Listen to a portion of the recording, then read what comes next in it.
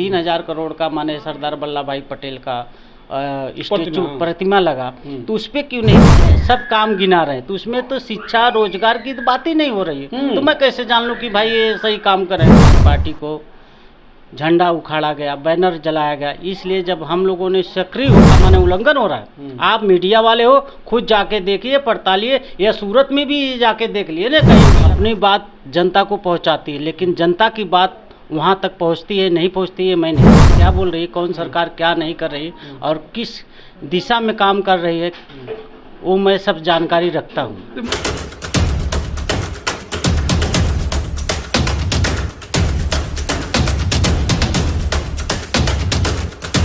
नमस्कार साथियों, मेरा नाम गिरिजा प्रसाद और आप देखना शुरू कर चुके बदलते भारत। आप लोगों को मैं ऐसे एक शख्स से मिलाने जा रहा हूं जो वायरल हो चुके हैं।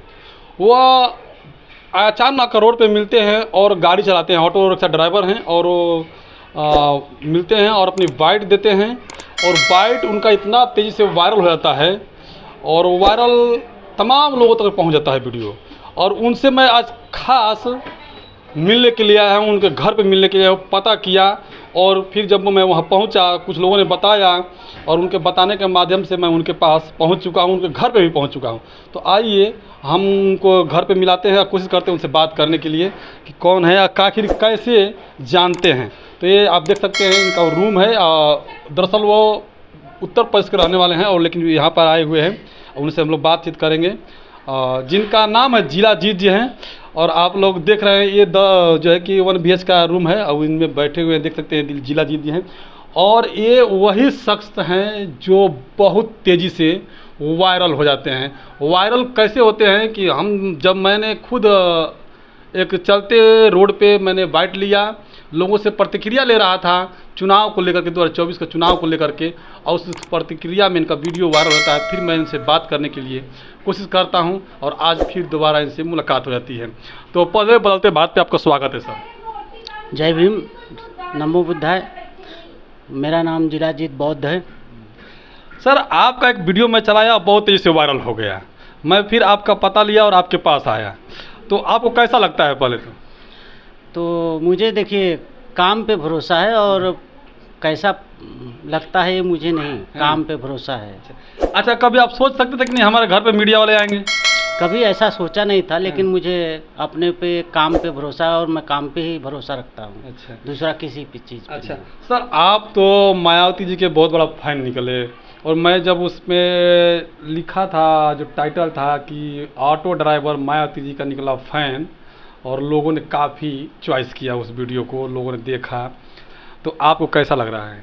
देखिए, जो अपना एक ऑटो रिक्शा की बात कर रहे हो, मैं डेली हर न्यूज़ का, हर भारत देश का जो है जितना भी न्यूज़ वाले हैं सबका खबर रखता हूँ कि कौन सरकार क्या बोल रही है, कौन सरकार क्या नहीं कर रही और किस दिशा में काम कर रही है, वो मैं सब जानकारी रखता हूँ। कुमारी मायावती जी PM बनेंगे, इसी बात से आप जाने जाते हैं, क्योंकि आप कहीं से घुमा फिरा के बहन कुमारी मायावती जी को आप प्रधानमंत्री बना देते हैं। तो एक ऑटो रिक्शा ड्राइवर को इतना जानकारियाँ रखना कोई ज़रूरी होता है क्या?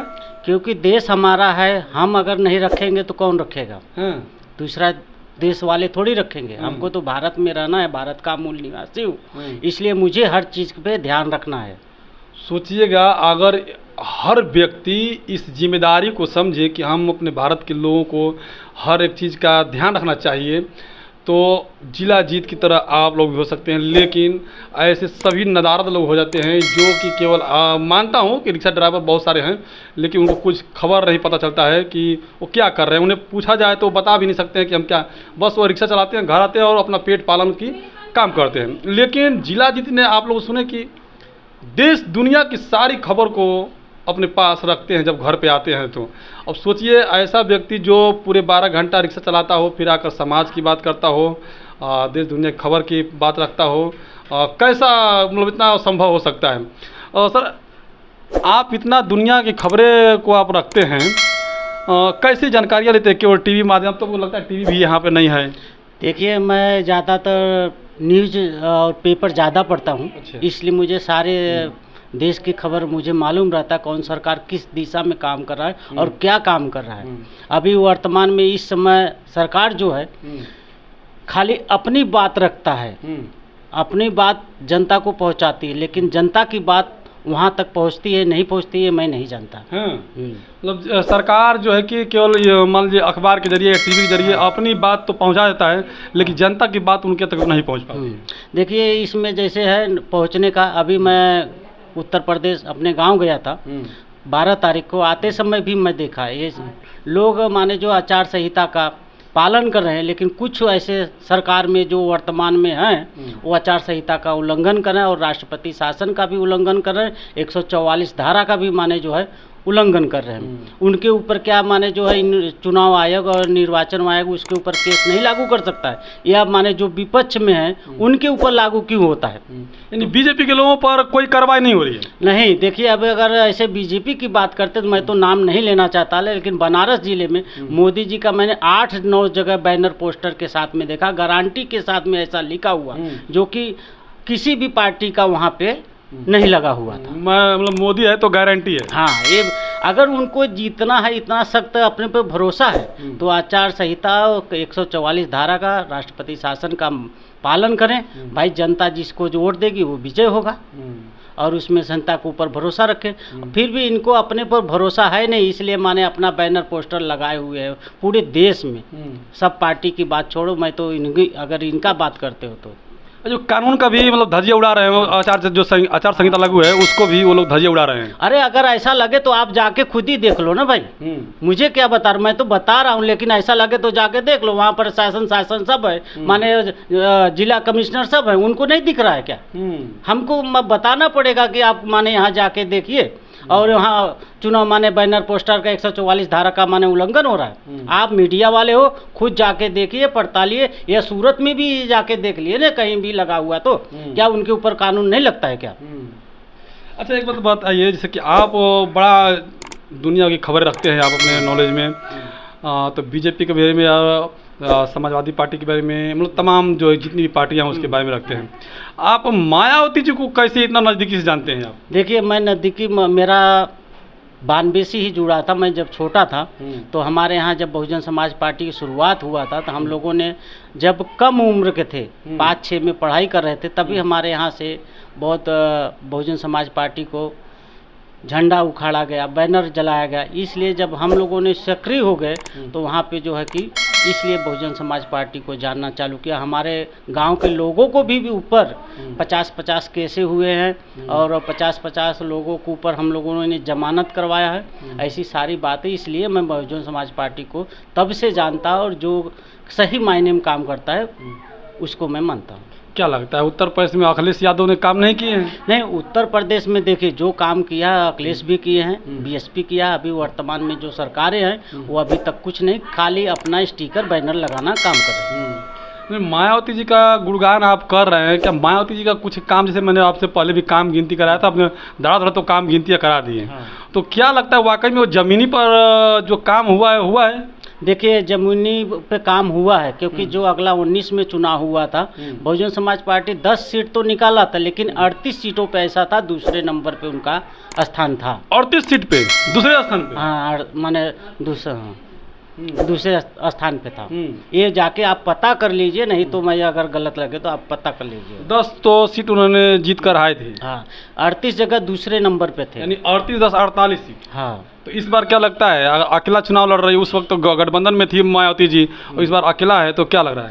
इस बार देखिए बीजेपी से लोगों ने उब गए हैं, इनका काम केवल है नहीं, और इसलिए जो है बीएसपी को अपने दम पे चुनाव लड़ना पड़ रहा है। अगर इनको अपने दम पे लड़ना है तो 38 पार्टियों से क्यों गठबंधन की है, अपने भरोसे पे लड़ो। तो आप बोलते हैं केवल बीजेपी अकेला चुनाव लड़ रही है। देखिए उसमें बीजेपी जो है केवल 2 ही जन का चेहरा सामने आएगा, अमित शाह और मोदी जी का, बाकी किसी का चेहरा नहीं आएगा, चाहे कितना भी बड़ा नेता उसमें हो जाओ, बस चेहरा दब जाएगा, उभरने नहीं देंगे। 38 पार्टी से गठबंधन कर चुके हैं? हाँ, 38 पार्टी से गठबंधन हुआ है। अच्छा, अब मोदी जी के इतना गारंटी है, लोग इतना उनको भरोसा जताते हैं, मोदी काम से खुश हैं, तो इतना लोगों से गठबंधन करने की क्या जरूरत है? अभी देखिए जब काम से खुश हैं तो मैंने अभी इनका जो प्रेस में पेपर के जरिए मैंने पढ़ा, उसमें सब काम गिना रहे हैं, तो उसमें तो शिक्षा रोजगार की तो बात ही नहीं हो रही है। तो मैं कैसे जान लूँ कि भाई ये सही काम कर रहे हैं? ये तो बता रहे हैं बहुत सारे काम कर रहा हूँ, हाँ, लोगों को माने किसान का जो आय दुगना कर दूंगा, ये दुनिया का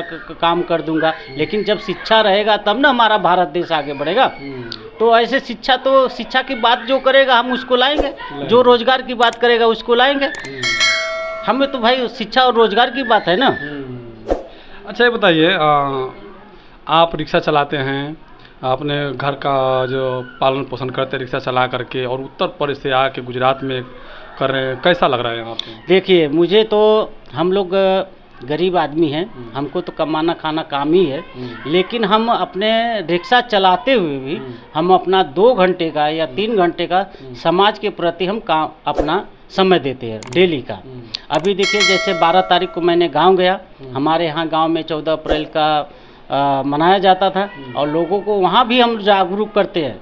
हमारे जैसे जिस साधन से होता है हम उस साधन से जागरूक करते हैं, और लोग इकट्ठा करके एक जगह मंच पे लाते भी हैं। अच्छा, मायावती जी के जो काम से आप इतना खुश रहते हैं, क्या मायावती जी का काम लोगों तक नहीं पहुंच पाया है, या फिर उनको कामों को दबाया गया है? देखिए, उनको कामों को लोग दबाते हैं, और माने जो एक काम का अगर जैसे अफवाह फैलाते कि इन्होंने ऐसा काम किया, उन्होंने ऐसा किया। जो बीएसपी काम करती है तो काम करती है। और रही बात, जैसे देखिए, उसमें जैसे पार्क को लेकर कुछ लोगों को पास झूठा पहुंचाया गया कि माने बहन कुमारी मायावती पार्क बनवाया, पत्थर में पैसा इन्वेस्ट किया। मैं बोलता हूं, जब यहाँ सूरत में 3000 करोड़ का माने सरदार वल्लभ भाई पटेल का स्टेचू प्रतिमा लगा, तो उस पर क्यों नहीं टिप्पणी होता है? उस पर क्यों नहीं? अगर यही बात है, हम करें तो बढ़िया, तुम करो तो गलत। अच्छा, मायावती जी से बहुत आप खुश रहते हैं, मैं देखता हूँ, उस दिन भी मैं देखा बड़ा मायावती जी की तरफदारी कर रहे हैं, और आज भी कर रहे हैं। मतलब बहुत ही बेहतरीन तरीके से रखते भी हैं उनके बातों को। देखिए, उनका जो है काम करने का तो अच्छा तरीका है ही बहन जी का। और रही बात, जैसे देखिए, उन्होंने काम के हिसाब से कभी ऐसा काम नहीं किया जिसने लोगों को तकलीफ पहुँचे। तो क्या लगता है, आज जो 2024 का चुनाव है, इसमें परिवर्तन होगा? 2024 में पूरी तरह से परिवर्तन होगा, और बहन कुमारी मायावती जी पीएम बनेंगे। इसी बात से आप जाने जाते हैं, क्योंकि आप कहीं से घुमा फिरा के बहन कुमारी मायावती जी को आप प्रधानमंत्री बना देते हैं, और लोगों को लोग इस बात से बड़ा आकर्षित हो जाते हैं कि नहीं बहन जी बनेगी प्रधानमंत्री। देखिए, जो सच्चा आदमी काम करता है उससे देश में नहीं। अभी 70 साल हो गया, पिछड़े माने दलितों की बात करते हैं लोग, तो दलित कहते हैं, तो उन्हें क्यों नहीं प्रधानमंत्री बना देते? वोट तो चाहिए, बोलते हैं दलितों का वोट चाहिए, लेकिन काम नहीं माने काम नहीं करेंगे, ये क्यों चल रहा है? अगर वोट चाहिए तो काम भी करो, और इसीलिए बहुजन समाज पार्टी वोट भी लेती है तो काम भी करती है। आज देखिए, जो भी बीजेपी के वोटर हैं, खुद वोट दिए, खुद उनको माने रात दिन मेहनत की, आज वही मार खाते हैं। उनको बचाने के लिए कोई नहीं जाता सामने। क्यों ऐसा है? आपका नाम क्या पड़ेगा? मेरा जिलाजीत बौद्ध नाम। जिलाजीत जी। तो देखिए, जिलाजीत जी हैं और रिक्शा चलाते हैं, रिक्शा चला के अपने पालन पोषण करते हैं, लेकिन उसी बीच में से अपना 3 घंटा 2 घंटा समय निकालते हैं, और पूरी देश दुनिया की खबर को ध्यान रखते हैं, और उसी बीच में हम लोगों से जब बात होती है, और जब ऑटो चलाते वक्त हम लोग सर्वे कर रहे थे तो वहाँ पर मिले, और उनके मिलने के बाद जो है कि इनसे बाइट लिया गया, और आज मैं इनके घर पे पहुँचा हूँ, जो रूम किराए पर लेकर रखते हैं। और बाकी आप लोग जिला जी के बात से कितना सहमत हैं, कमेंट कर जरूर बताइएगा, और वीडियो को ज़्यादा शेयर कीजिएगा, ताकि देखिए ऐसा लोग जो बहुजन समाज, खास करके बहुजन समाज से लोग हैं, और यह ऑटो चलाकर पालन पोषण करते हैं, और उसके बावजूद भी समाज के बीच में 2 से 3 घंटा निकाल कर देते हैं, ऐसा लोग बहुत कम मिलते हैं। बाकी आप लोग किस तरह से देखते हैं, कमेंट का जरूर बताइएगा। धन्यवाद।